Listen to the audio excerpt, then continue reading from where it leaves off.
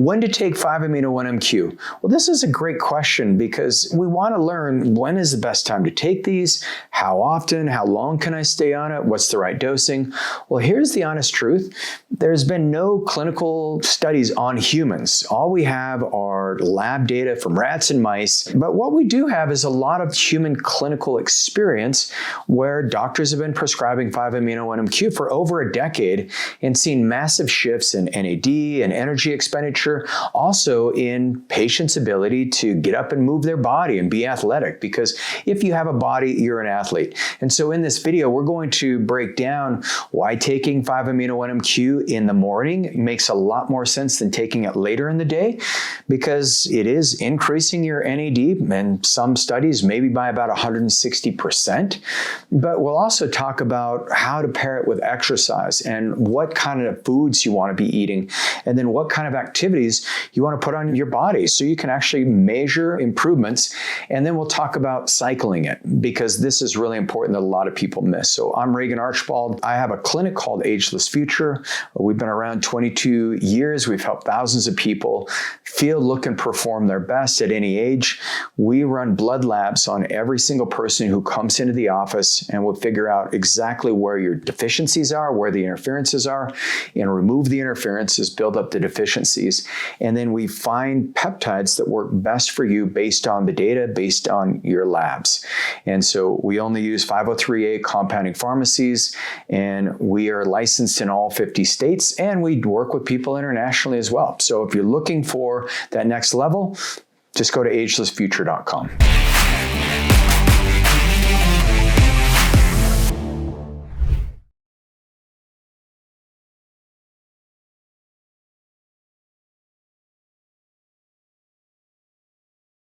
Let's talk about 5-AMINO-1-MQ. It's a really powerful molecule, and it generates a lot of energy. And so when do you want to put things into your body that generate energy?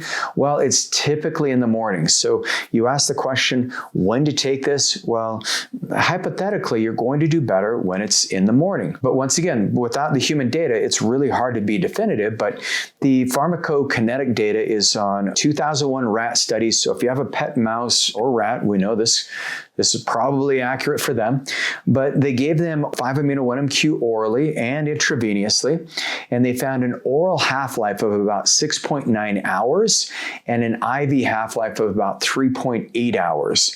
And so if that helps you in any meaningful way, I don't know how it translates to humans, but we're both mammals, and so the oral bioavailability was around 38%. And this was published in the Journal of Pharmaceutical and Biomedical Analysis. And so you can see the link to the studies below. But in the original anti-obesity mouse study, researchers, they dosed 5-AMINO-1-MQ subcutaneously at 20 milligrams per kilogram 3 times a day for 11 days.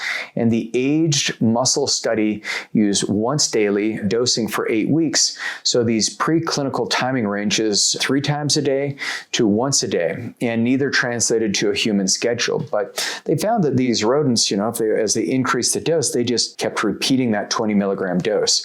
Now, one of the things that's been translated into humans is using roughly 50 milligrams. Starting on that, you do that once a week in the morning, and then you increase to 100 milligrams once a week in the morning, and then 150 milligrams once a week in the morning. This is not me giving you medical advice. This is just what's seen and known out in the wild, wild world of peptides. And 5-AMINO-1-MQ, for the record, it's a small molecule. It is not a peptide. But this half-life, you want to give yourself roughly a 7-hour half-life. And so that means taking it in the morning. Let's say you take it at 8 a.m. and that half-life is established about 7 hours later. So roughly 3 p.m. and then you go another 7 hours later and get it out of your system.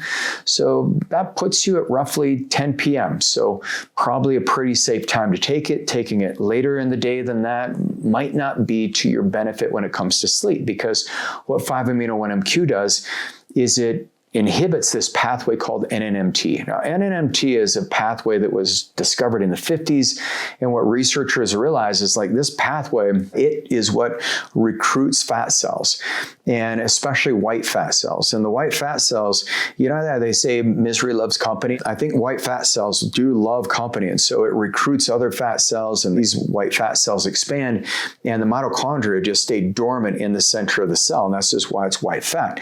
What happens when you inhibit NNMT, and this is where the University of San Antonio, Texas, in their medical division, what they did is they tested 1,000 different molecules, and they found that 5-amino-1-MQ was the prime molecule to turn off NNMT. And they found that when they did that, it was very well tolerated, and actually they had a very productive time as far as turning off this pathway. And they found that it caused the mitochondria to become more metabolically active, so it triggered what's called brown fat activation or beige fat activation. And then these, in the mice models at least, they lost a bunch of weight while eating the same diet. You know, they took these mice and they overfed them and gave them 5-amino-1-MQ, and they all lost weight, roughly 15% of their body weight, and they were more active and they burned more energy. And so that's a pretty ideal thing. So what we don't know is 5-amino-1-MQ. Could you take it at night? I imagine you could, but your NAD production is going to be much higher in the day and your energy expenditure. We haven't seen any data in our research on my team, any data in Reddit or anywhere else in online forums or with clients that we've worked with at Ageless Future, that it increases heart rate. Relatively, we think in the morning is probably the best time to take it. If you're somebody who's on a GLP-1 and you're looking to cycle off of that GLP-1, but you don't want to gain any of that weight back that you worked hard to lose, and maybe worked hard or maybe just took a higher dose, well, the thing that you want to do is make sure you've got these metabolic pathways optimized, and 5-amino-1-MQ. I'd look at that, look at SLOOP 332, and then think about using some type of mitochondrial enhancing peptide like MOTC. These all work really well together. So NNMT, if you think about the timing when to take it, so far we don't really have a definitive answer, but we do know that your peak concentration is going to happen roughly 3 to 7 hours after you take it. And then in the mice models, we find that you want to keep repetition going. So ideally, you'd want to cycle off of this after 90 days. You wouldn't want to prolong the use. And so you'd want to start at a lower dose that first week and then go up to a higher dose and then a little bit of a higher dose. And then ideally, at about 90 days, you'd cycle off of this. And that's where people feel their best, they look their best. I can tell you with 5-amino-1-MQ, as I've used this in my cycles, I'll stack 2 or 3 months. I'll do that twice a year. And so it's been a great peptide for me, or a great performance enhancer. And it doesn't even fit in the performance enhancing molecule. But what I do find is that a lot of people ask me, what's the best source of NAD? And I always say, well, 5-amino-1-MQ does seem to be the best source of NAD because it's your body producing its own supply. And so if you're somebody who's looking to maximize your athletic performance, if you're looking to optimize your body composition, if you don't want to accumulate more fat cells, especially the white, the lazy fat, well, maybe 5-amino-1-MQ is right for you. The best way to know is to schedule a visit with one of my medical providers at Ageless Future. They'll look at your blood labs or help you get your blood labs ran, and then they can let you know exactly what peptides are going to work best for you. I'm Regan Archibald. Appreciate being on the channel. See you on the next video.